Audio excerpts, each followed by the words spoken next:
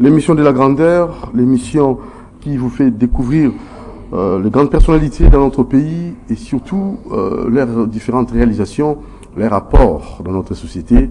C'est Grand H, Grand Homme. Grand Homme reçoit pour vous un grand que vous allez connaître, que vous allez découvrir ce soir. Voilà, il s'agit bel et bien de Monsieur Patrick Mpiana, cadre de l'UEPES. Patrick Mpiana, bonsoir. Bonsoir. Vous allez très bien? Je vais bien, je me porte bien, comme les FARDC se portent bien aussi. Ah, pourquoi vous avez fait allusion aux FARDC? Effectivement, moi je suis congolais, je suis nationaliste. Ce que font les FARDC actuellement, ça fait de sorte que je puisse me porter bien. Parce que lorsque le moral est au zénith, pour nos FARDC, et de l'autre côté, moi, c'est la bonne santé et la bonne gaieté. Très bien, alors c'est parti. Première rubrique qui est Patrick Mpiana. La seconde, réalisation, et la toute dernière, question d'actualité. C'est parti. Patrick Mpiana. Vous êtes quinois, vous êtes villageois, vous avez fait vos études où, plus précisément, et on va aussi parler de vos préférences. Ok, je suis à la fois les tout. À la fois les tout. Oui, parce que moi je suis né à Kinshasa, à l'hôpital Ngaliema ici, c'est là où je suis né. Mais si je dis je suis à la fois les tout, parce que moi j'ai fait le Congo profond. Vous avez fait le Congo profond. J'ai fait le Congo profond et j'ai visité de coins et recoins du Congo. C'est-à-dire les réalités profondes de notre pays, c'est vraiment une partie de ma vie. Je suis du Grand Kasaï, mais je peux vous parler de la province de Tchouapa, je peux vous parler de la province de Mongala, je peux vous parler de la province de Kivu, c'est-à-dire particulièrement le sud et le nord Kivu. Je peux vous parler du Congo central, les Grands Bandundu, le Grand Katanga, donc sans parler du Grand Kasaï, où pour arriver par exemple à Kananga, j'ai emprunté la route de Tchondo pour atteindre Kananga via la bifurcation de Chimbote. Dans le cadre touristique? Bon, dans le cadre professionnel. Ou dans le cadre professionnel? Dans le cadre professionnel. Dans le cadre professionnel, effectivement. C'est-à-dire que sur le plan professionnel... Là, on va y arriver. Hein. D'abord, vous êtes né dans une famille de combien d'enfants? Vos parents sont en vie? C'est parti. Oui, je suis né dans une famille de 13 enfants. Bon, malheureusement, mon frère second, le second de la famille venait de nous quitter au mois de janvier. Je suis 9e de la famille. Mes parents sont des Congolais d'origine parce qu'actuellement, ils sont américains. Ils ont opté pour la nationalité américaine. Ma mère, particulièrement il y a 12 ans.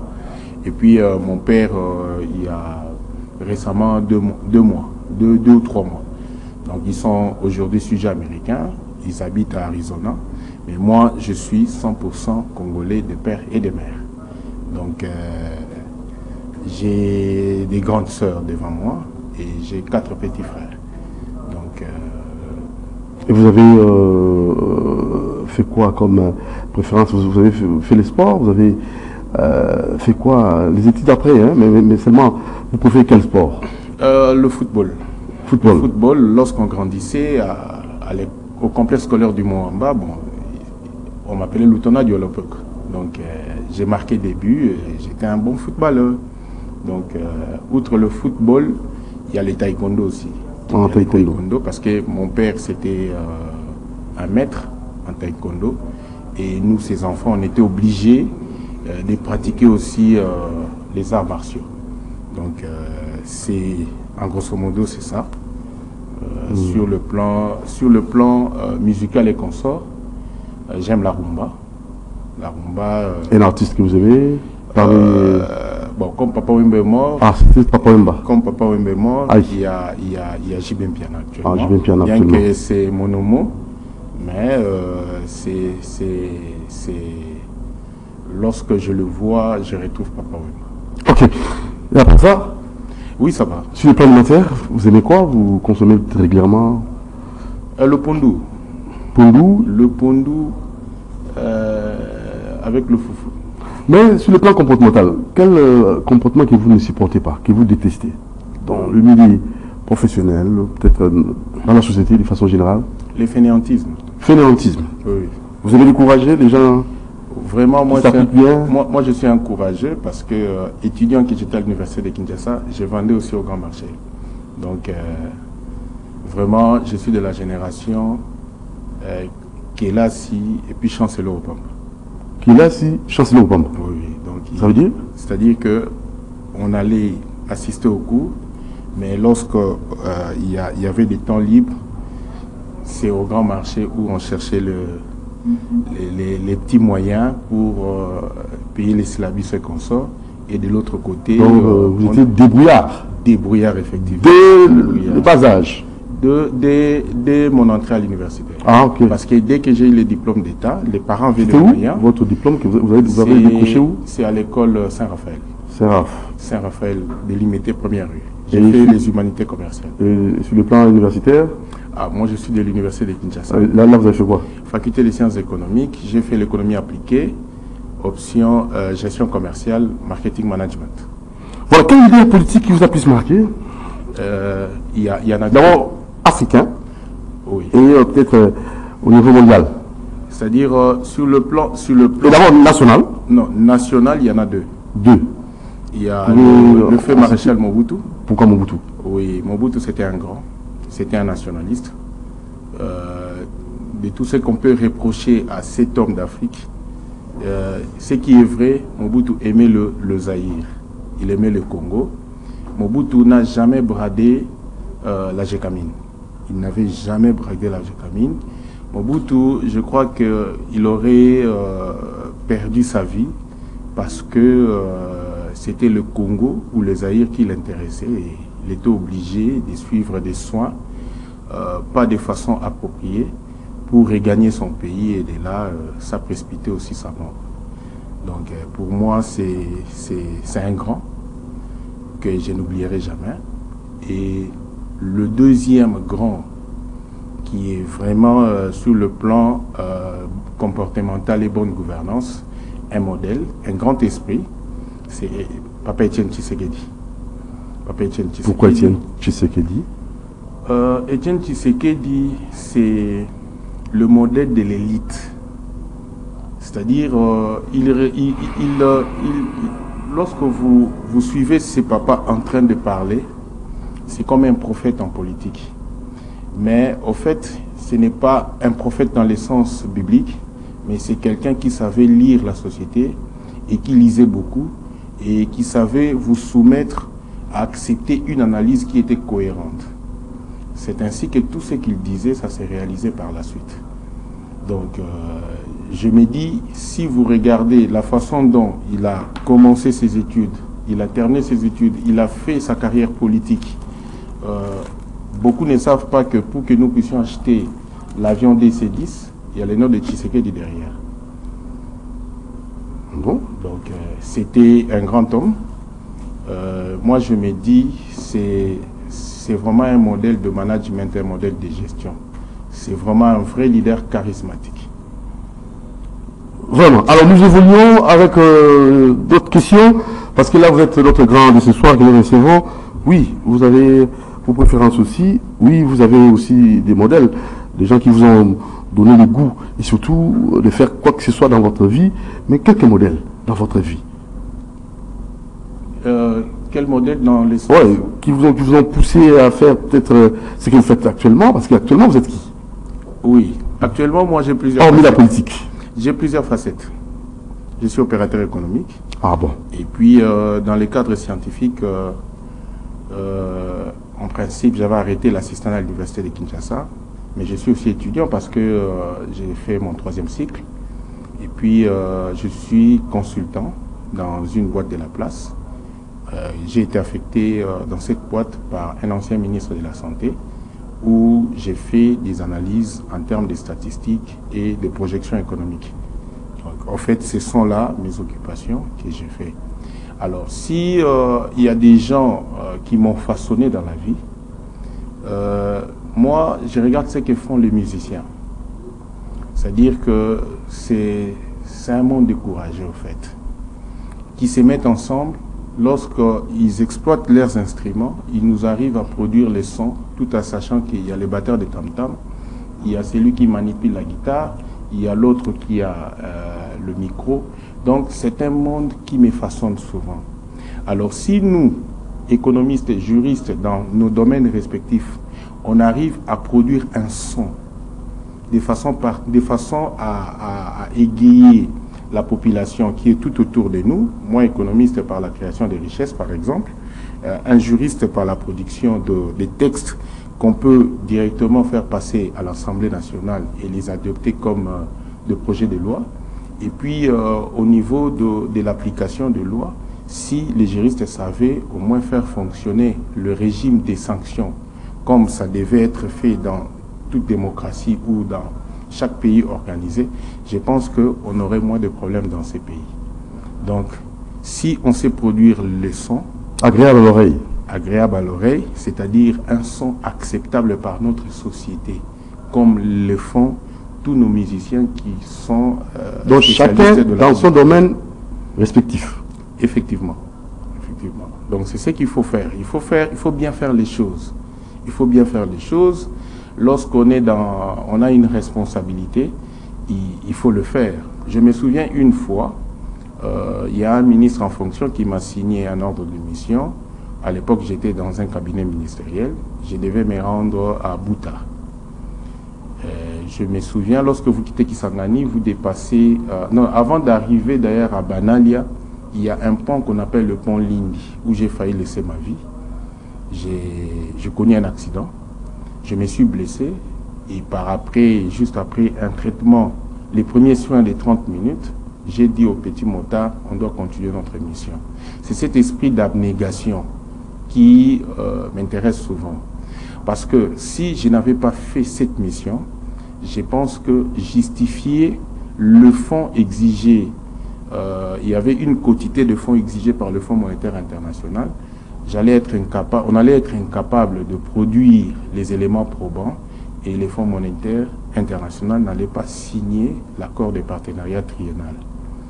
Donc, vous voyez, lorsqu'on fait quelque chose pour la nation, il faut bien le faire. Il faut bien le faire et se dire que tu peux laisser ta vie aujourd'hui, mais tes enfants auront à bénéficier de ce que vous avez à effectuer comme mission ou comme tâche.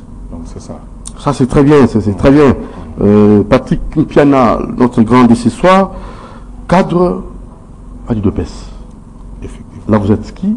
UDPS Tshisekedi. Ah, UDPS Tshisekedi. Oui, il y a plusieurs UDPS. Ok. Nous sommes gérés là on doit ajouter, hein? Oui, UDPS Tshisekedi. Nous sommes gérés par le secrétaire général Augustin Kabouya.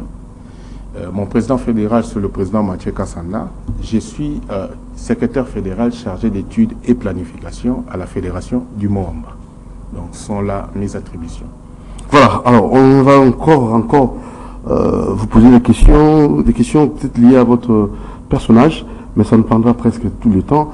Alors, comme la matière est tellement abondante, nous allons passer à autre chose, hein, parce que c'est ça vraiment qui, selon moi, semblerait utile pour cette soirée.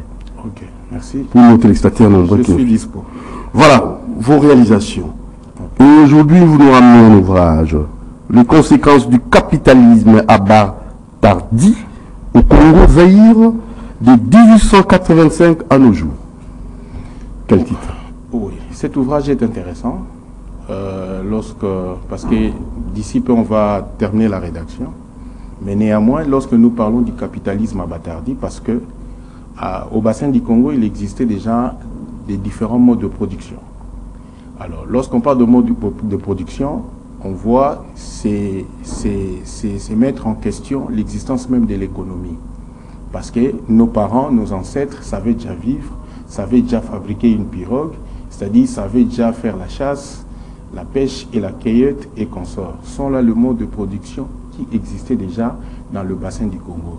Même si vous lisez l'histoire du Congo, vous allez comprendre qu'on avait déjà la pratique des jeux tels que les jeux des javelots, c'est-à-dire qu'il y avait déjà un temps réservé pour le plaisir, pour le loisir et pour le sport. C'est-à-dire que le mode le fonctionnement économique n'a pas été inventé par l'homme blanc. Le fonctionnement économique dans le bassin du Congo, ce n'est pas le fruit de l'arrivée de l'homme blanc. Donc là, vous mettez en cause les gens qui prétendaient découvrir l'embouchure du fleuve Congo. C'est pas, selon vous? Lorsqu'ils disent qu'ils ont découvert l'embouchure du fleuve Congo, nos explorateurs. Non, cela suppose que les gens qui constituaient les natifs de cet environnement-là n'existaient pas, alors que ces gens-là existent. En fait, il y a des théories qui sont faites dans le sens de nous réduire. Comment ça? Oui, de nous réduire. Parce que lorsqu'ils disent qu'ils ont découvert l'embouchure du fleuve Congo, et les gens, les autochtones qui habitaient, et qui a découvert Paris, ou soit qui a découvert New York. Donc, allez-y comprendre que on veut créer une stratification pour dire qu'il y a des hommes et des sous-hommes. Nous ne sommes pas des sous-hommes. Parce que lorsqu'on a parlé de coquillages Nzimbu, par exemple, à l'Empire Congo, les coquillages Nzimbu, ça retraçait déjà un mode des systèmes capitalistes qui fonctionnait déjà. Vous comprenez? Et ça fonctionnait. Alors, lorsque l'existence de tous ces modes de production, par exemple la chasse, c'est un mode de production. La cueillette, c'est un mode de production. La pêche, l'élevage, l'agriculture, tout ça, c'est pas l'homme blanc qui nous a appris. Tout ça, c'est pas le fait des explorateurs. On était des gens dans ces différents types de production, c'est-à-dire que l'économie déjà de l'Afrique ou dans le bassin du Congo fonctionnait déjà correctement. Donc déjà en 1876, hein, dans le bassin du Congo. C'est-à-dire si on fait référence à 1876, parce qu'on a organisé en Belgique une conférence géographique par le roi Léopold II. Et cette conférence géographique s'intéressait principalement au bassin du Congo, parce que le bassin du Congo était considéré comme la terre incognito, qui n'était pas connue des différents coins de la planète. Il fallait à tout prix appeler les explorateurs, les géographes, un monde intellectuel pour réfléchir comment arriver à pénétrer cet environnement qui était incognito. Alors que, du point de vue de nos ancêtres, cet environnement était déjà connu. La preuve est qu'en 1482, déjà Diego Cao était en contact avec nos ancêtres. Voilà, donc c'est juste la présentation de le mode de production que vous venez là de faire, et existant avant la période de 1876, et dans le bassin du Congo. Mais l'autre point, le visé capitaliste de la conférence géographique de Bruxelles de 1876. Pourquoi vous avez abordé de cette manière-là? Vous savez, le roi Léopold II, c'était un jeune roi lorsqu'il a pris le pouvoir. Mais avant d'entrer en fonction, il avait déjà sillonné l'Asie. Il avait compris que dès qu'il a le pouvoir, amener, entre guillemets, la civilisation européenne dans des pays d'Asie, ça n'allait pas tenir parce que les économies d'Asie, selon sa compréhension, étaient déjà pratiquement avancées. On ne pouvait pas parler du développement dans le sens tel que c'est défini maintenant. Alors, il s'est dit que le point où on peut amener notre manière de réfléchir, notre manière de consommer, notre manière de produire, ça ne peut être que l'Afrique. C'est ainsi que ils sont venus en Afrique. Dans un premier temps, ils ont dit que c'est pour lutter contre la traite musulmane, qu'on appelle la traite des Noirs. Et deuxièmement, pour nous apporter la religion et consorts. Mais si on regarde tout ça, c'est cette situation, c'est cette conférence de Bruxelles, après plusieurs évolutions, nous a amené à la conférence de Berlin de 1885. Et de là, vous allez comprendre que les objectifs qu'on avait assignés lorsqu'on a lancé les activités de la conférence de Berlin et les résultats obtenus, et l'unique pays dont la carte était dévoilée juste à la fin de la conférence de Berlin, ce n'était que le Congo belge. Pourquoi? Parce qu'il y avait beaucoup d'enjeux dans le Congo belge. C'est ainsi que le Congo belge était considéré l'endroit idéal où le capitalisme devait se manifester sans limite. Parce que c'était l'espace où on pouvait vendre de l'alcool, on pouvait vendre tous les produits prohibés. Il faut lire le professeur Kande Bouloba de la faculté de droit dans son cours basé sur le droit commercial. Vous verrez que ce n'est que dans le bassin du Congo où tous les commerces prohibés étaient considérés, étaient autorisés. Alors, c'est dans cet espace-là, vous verrez que le Congo, aujourd'hui, en termes de peuplade, nous sommes vraiment une mosaïque. C'est composé des Ouest-Africains qui sont venus parce qu'ils devaient faire les affaires. C'est composé des gens, des Nilotiques, parce qu'ils devaient faire les affaires chez nous, alors qu'ailleurs, c'était prohibé. Donc, vous voyez qu'il y avait déjà une visée économique, une visée financière, voir comment trouver des débouchés qu'ils n'avaient pas possibilité de les trouver en Asie et consorts. Donc, ce n'est que dans le bassin du Congo et dans le bassin du Niger où on pouvait bien organiser un mode de production basé sous le raisonnement européen. Alors, l'organisation économique du Congo belge de 1908 à 1960, vous avez aussi épinglé ces points. Effectivement, dans votre ouvrage. Effectivement, lorsque Léopold II a cédé l'espace qu'il gérait, c'est-à-dire l'actuelle République démocratique du Congo à la Belgique, et quelques temps après, il y a eu les deux guerres mondiales. C'est ainsi qu'on s'est retrouvé, l'objectif c'était de désenclaver l'Afrique. L'Afrique qui était un terre incognito parce que les gens s'est limité dans les points extrêmes. Mais vous verrez que après cette conférence, ces gens-là ont organisé la société de telle sorte que tout soit extraverti. C'est-à-dire que tout était organisé pour que nos richesses soient pillées et que ça puisse servir la cause de l'Occident. Donc, c'est-à-dire que pour le développement interne du bassin du Congo, ce n'était pas d'actualité. Et vous allez, si vous faites des analyses, si vous étudiez notre territorial, vous verrez que notre territorial a la forme d'un arc. Ce sont des villes qui sont à l'extrême, qui sont beaucoup plus développées, et les villes qui sont à l'intérieur, par exemple, le Grand Kasaï et le Grand Équateur, comme le Grand Bandundu, ne sont pas développées parce que l'homme blanc ne s'intéressait pas au centre du Congo. Alors, c'est pourquoi, moi personnellement, je suis content lorsqu'on a lancé le projet sur le développement des 145 territoires. C'est ce qui va nous permettre de développer une économie intégrée. Parce que le Congo belge, le Zaïre ou la République démocratique du Congo, ce n'est que le seul pays au monde, lorsqu'il pleut au nord, c'est la récolte au sud. Et lorsqu'il pleut au sud, c'est la récolte au nord.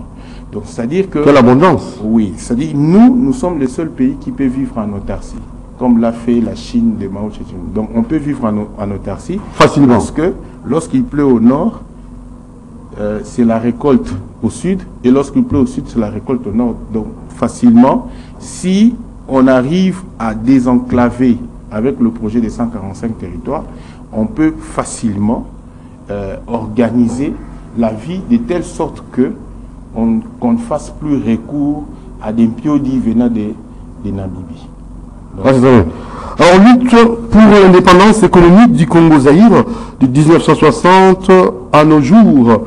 Et là, vous avez puis comme ça orienter votre ouvrage de quelle façon, de quelle manière, parce que ça c'est un point que vous avez aussi énuméré dans l'ouvrage qui s'intitule « Les conséquences du capitalisme abartardi du Congo au Congo-Zaïre de 1885 à nos jours ». Je crois que lorsqu'on a, le 30 juin 1960, nos parents ont chanté, ont dansé, mais c'était beaucoup plus question de l'indépendance politique. Sur le plan économique, d'ailleurs, il y a un des cadres blancs qui disait qu'avant l'indépendance est égal après l'indépendance. Parce que si on se réfère déjà à la conférence géographique comme à la conférence de Berlin, vous allez vous rendre compte que ces gens-là n'avaient pas des visées de développer notre environnement. Leur visée était comment trouver des débouchés pour les produits européens ou occidentaux qui n'avaient plus de fenêtres d'opportunité en Asie. Alors, qu'est-ce qu'il fallait faire? Il fallait maintenant nous amener c'est des invendus de chez eux pour qu'ils réalisent des bonnes affaires. Alors, lorsqu'on a accordé l'indépendance politique, sur le plan économique, ce n'était pas le cas. Et vous allez, après analyse, comprendre que toutes les grandes entreprises qu'on avait à l'époque, ce n'étaient que les entreprises occidentales. C'est le cas de l'Afrique du Sud. Si aujourd'hui, les peu des entreprises occidentales qui sont en Afrique du Sud partaient, et l'Afrique du Sud, ça va connaître un blackout. Donc il y aura une chute totale, même de sa position. Je souhaiterais une économie telle que l'économie nigériane, une économie organisée par les nationaux. Et vous allez vous rendre compte que si on doit se battre aujourd'hui, c'est pour que nous ayons une économie indépendante de tous ces gens. Et avoir cette économie indépendante, il faudrait créer des chaînes de valeur. Il faudrait, lorsqu'on fait l'exploitation des ressources du sol et du sous-sol, qu'on arrive à les transformer. Parce que c'est la valeur à l'interne. À l'interne, c'est la valeur ajoutée qui compte. On produit, par exemple, chez nous ici, le cobalt. Mais nous achetons des batteries venant d'ailleurs. Ça ne peut pas s'expliquer. Donc, on produit, nos cobalt quittent de chez nous, ça prend la route de Kasumbalesa jusqu'à Dar es Salaam, à Beira ou à Durban. Et ces mêmes cobalt nous reviennent sous forme de batteries avec une valeur ajoutée dont le prix serait 10 fois ou 15 fois supérieur par rapport au prix de revient. Donc, c'est-à-dire que il faudrait l'élite congolaise qui est en formation dans les différentes universités de la République intégrer cet aspect des choses. Alors, dans la lutte que mène Maman Eva Zaïda Massoudi sous le leadership du président de la République pour que la RD Congo soit considérée comme pays solution, pour que les pays qui nous entourent et les pays qui peut-être qui sont un peu dans d'autres continents puissent d'abord nous considérer et surtout travailler en termes en scène que nous soyons d'abord les premiers bénéficiaires en lieu de place d'importation, d'exportation qui se font et importation qui se font. Moi, j'ai suivi cette dame, vraiment coup de chapeau. J'ai jeté beaucoup de fleurs parce que je me dis c'était l'âme du Congo qui parlait lorsqu'elle a déployé son mot. Finance, sur le plan financier aussi, oui. On doit nous financer parce que c'est nous qui donnons la solution au problème du réchauffement climatique, les finances climat, et tout ça, ça vaut la peine. Non, il y a aussi un piège dans cette histoire. Il y a aussi un piège dans cette histoire parce que les grands pollueurs ont compris que les Africains sont maintenant en mesure, avec tout ce qu'on a fait comme études, nous sommes maintenant en mesure de développer nos économies. Il y a récemment où le chef de l'État a reçu un émissaire des États-Unis qui lui a dit que non, il faut, parmi les blocs pétroliers, il faut suspendre certains blocs. Le problème, John Kerry. Le problème, ce n'était pas lié à la pollution. Le problème, c'est il faudrait, dans votre marche vers le développement, vers le bien-être, mettre des crocs à jambes pour éviter à ce que nous puissions jouer les jeux égaux dans les concerts des nations. Parce que, comme disait un ancien Premier ministre, si on a une bonne économie, on sait faire la guerre à nos voisins. Et aujourd'hui, pour la toute première fois, on avait un budget de 10 milliards de dollars et nous projetons déjà 14 milliards. Si chaque année, on sait dégager 1,4 milliard de dollars pour l'armée, je crois que nos amis, nos voisins, qui essayent de s'aventurer ici vont se taire. Ils vont se taire parce que on va revenir à l'époque Zaïre où on imposait notre dictat chez nos voisins. Donc, le grand problème ici à résoudre, c'est d'organiser notre économie de telle sorte que nous allons réaliser des surplus économiques. Et notre économie offre beaucoup de fenêtres d'opportunités pour une croissance qui doit être, je dirais, pas primaire, mais une croissance qui doit quitter le mode de production primaire pour aller jusqu'au secondaire. Voilà, revenons à votre ouvrage, hein, parce que c'était une parenthèse qu'on a ouverte, qu'on referme rapidement. Le péché économique du président Mobutu, vu dans l'angle de l'administration Clinton. C'est un point que vous avez abordé dans votre ouvrage. Oui, effectivement. C'est lorsque le président Clinton a eu le pouvoir, on a fêté un jeune président, on a été content. D'ailleurs, moi, j'ai baptisé ma fille aînée qui porte le nom de Hillary Mpiana. Parce que je disais que la femme de Clinton, c'est Hillary. Et c'était la joie, tout ça. Mais on fêtait quoi, au fait? On fêtait la chute d'Isaïr, en fait. On fêtait notre perte, parce que c'est cette administration. Et c'est lui qui dirigeait le pays ou c'était Mobutu? Non, Mobutu dirigeait le pays, mais il faut se poser des questions. Mobutu gérait, étant que président de la République, des minéraux géostratégiques. Il y a le coltan à l'est du pays et il y a l'uranium dans le Katanga. Aujourd'hui, les faits sont là.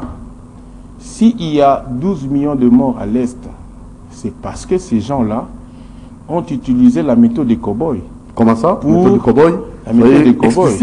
Ils ont occasionné un chaos. Ils ont occasionné un chaos dans l'est du pays, sachant que c'est pas facile lorsque vous avez par exemple le coltan à l'est, pour l'évacuer du côté de Matadi, ça poserait problème. Qu'est-ce qu'il faut faire? Vous rentrerez toujours vers le pays de l'Est, c'est-à-dire l'Ouganda, le Rwanda, ainsi de suite. Et maintenant, qu'est-ce qu'ils ont fait? Ils ont mis des chaînes de valeur chez le voisin. Donc, le péché du maréchal, c'était par le fait que lui n'avait pas bradé des minéraux du sol et du sous-sol.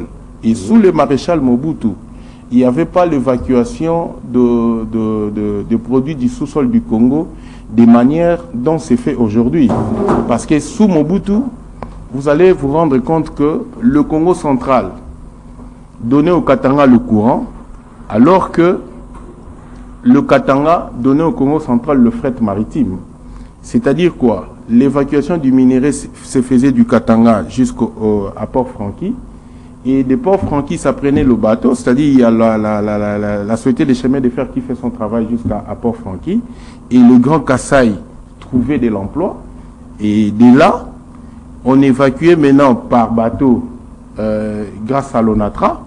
Et l'ONATRA amenait les cuivres et consorts au niveau de TCPK ici, Terminal Container Port de Kinshasa. Et de là, ça prenait le train jusqu'à Matadi. Donc, c'est-à-dire que, économiquement parlant, il y avait un mouvement dans le sens d'aller-retour. Le Congo central fournit le courant électrique, alors que le Katanga fournissait le fret maritime en termes de tonnage des cuivres, cobalt et consorts. C'est ainsi que on n'avait pas assez de difficultés. Mais aujourd'hui, lorsqu'il y a production minière au Katanga, qu'est-ce qui se passe? Nous sommes là pour nourrir la Zambie, la Tanzanie et les autres États et qui vivent en paix, alors que nous, les grands pourvoyeurs de toutes ces richesses, nous sommes tout le temps menacés, attaqués en occasion des guerres. On crée même des structures pour nous spolier telles que SADC et consorts. Donc, allez-y comprendre que... Structures polluantes? Oui, sont des structures qui viennent nous polluer sur le plan économique. Comment ça? Non, nous sommes un pays censé produire tout. Mais si vous arrivez par exemple au Katanga, vous verrez que... les zones d'échange économique, ZELEC? Non, là, je suis d'accord. Nous sommes signataires, mais nous ne sommes pas encore mis en zone de libre-échange économique. Oui, nous sommes signataires, mais nous ne sommes pas encore mis en musique. Parce que si on part dans cette histoire tout en fermant les yeux, on risque de tout perdre. Je te donne un exemple banal. Dans tous les supermarchés, par exemple dans le Katanga, vous verrez que nous consommons rien que le produit de l'Afrique du Sud. Alors que le Congo a un potentiel de tout produire. Et ce pays a été géré, gouverné par une main invisible depuis le départ du maréchal, de telle sorte que, d'ailleurs je ne parle pas du départ du maréchal, c'est depuis 1990. c'est là où vraiment le chaos a commencé. C'est là où on était, bien qu'on était dans notre descente aux enfers, Oui. mais c'est là où vraiment que le chaos a été consacré. Oui. Et vous verrez que ces chaos, ces vrais chaos, est lié à l'administration, avec l'avènement de l'administration Clinton. Donc pour moi, c'était pas un président des cœurs, au fait, pour la vie d'Isaïe. La vision d'un monde ouvert en Afrique postcoloniale par George Soros. Oui, vous savez, en 1978, il y a un Américain d'origine hongroise qui a visité l'Afrique du Sud au niveau de Cape Town. Il a pris la décision, comme son papa était friqué, il a pris la décision de prendre en charge des étudiants sud-africains pour les former. Et en les formant, il les a initiés à la logique des sociétés ouvertes. La logique des sociétés ouvertes suppose que on doit considérer le Congo un pays qui n'a pas de limites, qui n'a pas de frontières. Alors, lorsque vous allez analyser, si vous analysez les modes de production, il y a le mode de production basé sur l'élevage. Les gens qui nous font la guerre aujourd'hui sont des éleveurs. En fait, les éleveurs réfléchissent dans le sens qu'ils n'ont pas de limites de terre. Ce qui les intéresse, c'est l'arbre, c'est l'herbe pour l'alimentation de l'air, pour l'élevage. Pour l'élevage. Donc, allez-y comprendre, c'est la même stratégie que les sociétés ouvertes utilisent. Au fait, qu'est-ce qu'ils font? Ils font semblant de vivre avec vous, ils font semblant de vous accompagner, de lutter contre la corruption, même de vous financer aussi. Vous financer aussi. Et en fin de compte, tout ce qu'ils font, c'est la recherche d'une différence en valeur absolue. C'est-à-dire, ils dépensent, par exemple, 200 000, mais pour eux, ce n'est pas une perte parce qu'ils vont récupérer $1 million. Et dans ce budget, c'est eux-mêmes qui proposent la distribution, répartition budgétaire. Non, effectivement, parce que vous êtes des esclaves modernes. C'est eux qui réfléchissent, qui vous disent il faut faire ceci, il faut faire cela. Si tu peux regarder les vidéos aujourd'hui, ce qui se passe en Iran, les imams ne sont plus respectés. Ça, ce n'est pas une culture des Mèdes et des Perses. Tout ce qui est spirituel est respecté. Donc il y a une main invisible. Et c'est bien organisé. Et c'est bien structuré. Et dans le cadre de notre pays, dans le cadre de l'Afrique, lorsque les gens vont me lire, ils vont comprendre, c'est que la vision de cet Américain d'origine hongroise, George Soros, a organisé dans l'Afrique, en Afrique de l'Ouest, en Afrique centrale et en Afrique australe comme en Afrique de l'Est. Et puis vous verrez que la plupart des mots que nous connaissons aujourd'hui, même les printemps arabes, même la guerre de l'Est, même ce qui se passe en Ukraine. Vous avez intitulé ces points le capitalisme chaotique de Soros et les guerres du Congo de 1997 à nos jours. Oui, c'est un capitalisme chaotique parce que ça n'amène que la désolation. Et ça, c'était lors de la conférence de Berlin? Oui, là, c'est une vision de la conférence de Berlin. Ce qui se passe aujourd'hui, ce n'est que la continuité de la conférence de Berlin. Comment entretenir les Noirs, comment entretenir les Africains en état d'esclaves, alors qu'ils étaient venus pour lutter contre l'esclavagisme. Ça, c'est un film ou une réalité?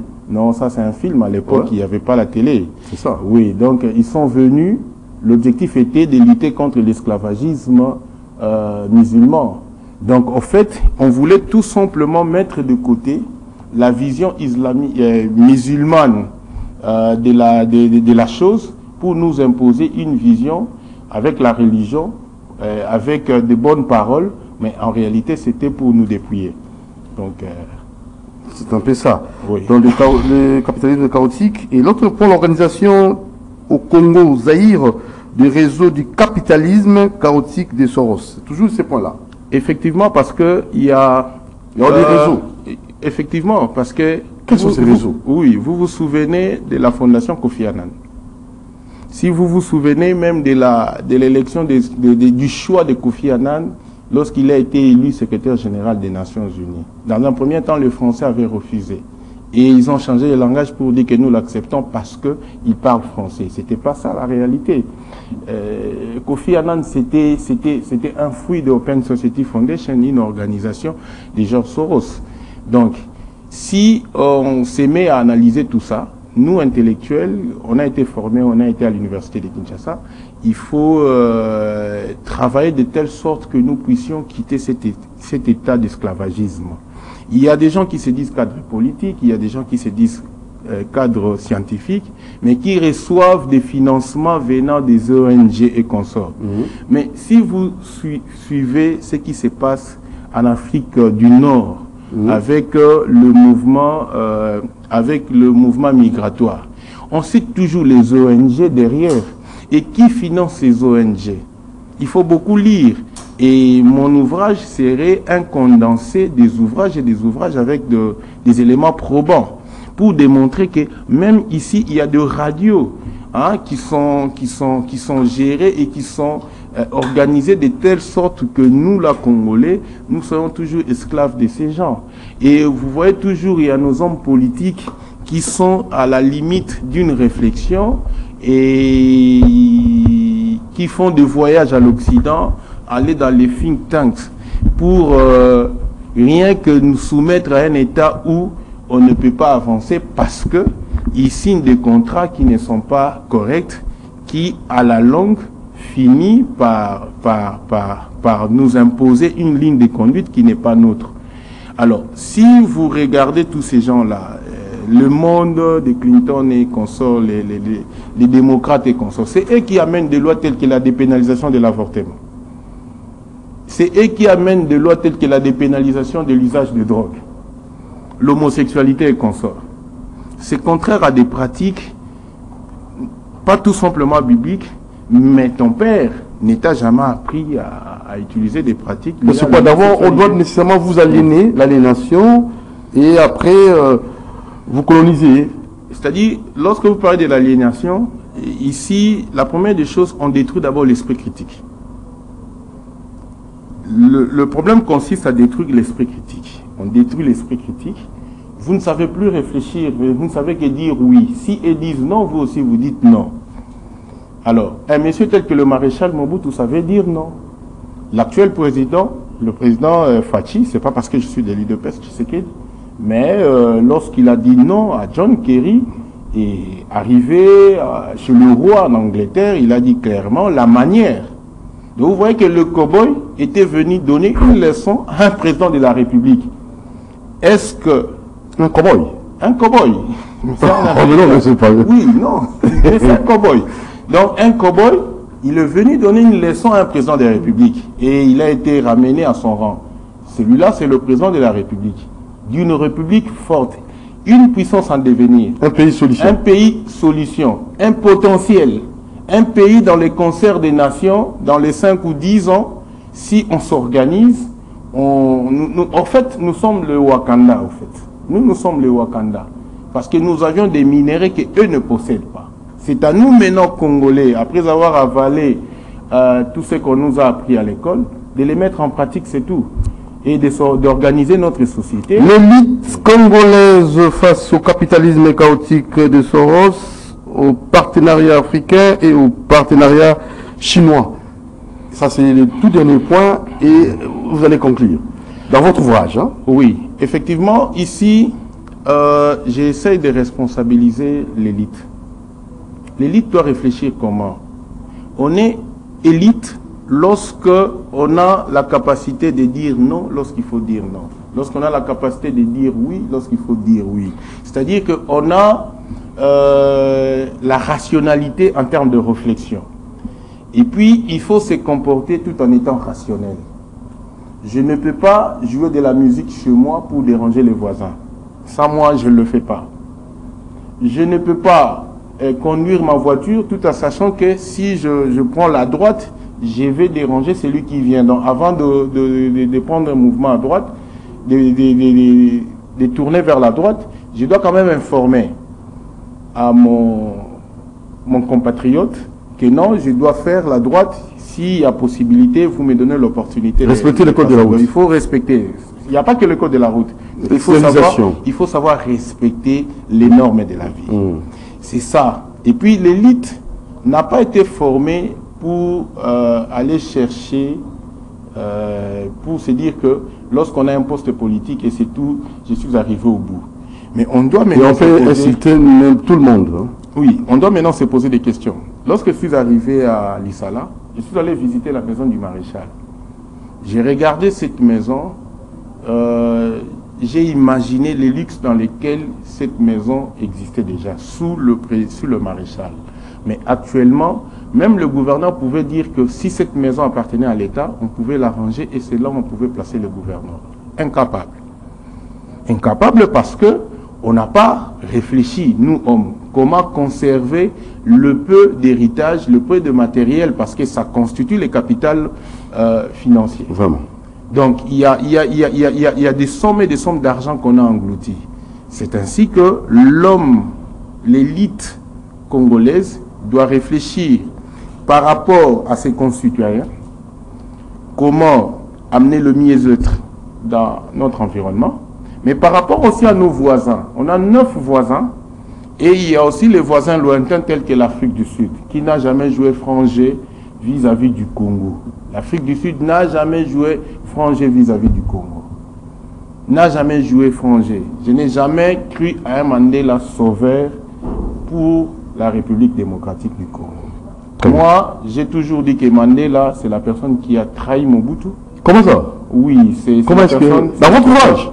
Je vais essayer de... Peut-être prochainement qu'on aura le numéro. Lorsqu'on a... Oui, un prêtre, selon vous? Oui, moi, c'est un monsieur qui a livré Mobutu. En fait, c'était pas de livrer Mobutu, mais c'était de livrer l'économie congolaise entre les mains des prédateurs. Par quel mécanisme? Mais c'était simple. On a organisé les chaos à l'Est. Il s'est passé comme arbitre de tout ça. Et par après, en réalité, il jouait les jeux des autres. La preuve est que, en dernière minute, le maréchal avait compris que la personne pour qui il s'est battu, en réalité, c'est pas la même personne. Vraiment. Donc, merci beaucoup, monsieur Patrick Piana. Nous sommes arrivés au terme déjà. L'ouvrage. Non, il y a une partie que vous. Par rapport aux partenaires chinois. Oui, les Chinois, pour finir. Les partenaires chinois, en fait, j'ai fait les grands mines du Katanga. J'ai compris qu'ils ne sont venus que pour puiser, créer des grands trous chez nous, parce qu'ils ne respectent pas les engagements. Vous pouvez avoir un contrat avec les Chinois. Vous dites que si je vous livre, par exemple, l'acide sulfurique ou les granulés de soufre, ils vont vous payer dans 30 jours. Dès que les 30 jours arrivent, on vous dit que le directeur financier n'est pas sur place. Il faut patienter encore 30 jours. Dès que vous patientez 30 jours, en réalité, pour vous payer, soit il faut vous présenter dans un poste de la police, soit vous faites intervenir la justice, ou soit vous faites une pression. Alors, on ne peut pas avoir des partenaires pareils pour que demain nous puissions avoir des millionnaires congolais. Parce que déjà, en amont, les gens qui gèrent, qui exploitent nos sols et au niveau des mines, ce sont les Chinois qui, dans les termes de business, ne sont pas réglo. Donc, non-respect de nos contrats, des contrats miniers. Ils ne respectent pas. Ils ne respectent pas. Ce sont des gens, et l'élite doit comprendre comment travailler avec tous ces gens-là. Alors, ça c'est l'écrivain, apparemment, on va vous appeler l'écrivain, pour l'instant. L'ouvrage « Les conséquences du capitalisme abattardi au Congo, Zaïre, de 1885 à nos jours ». C'est l'ouvrage qui va vous disponibiliser dans un bref délai. Et dans 6 mois maximum. 6 mois. Donc, attendez-vous, soyons patients, attendons cet ouvrage, chers lecteurs, parce qu'il y a vraiment des points très importants pour notre économie et surtout pour sauver notre pays. Alors, ça n'est fini.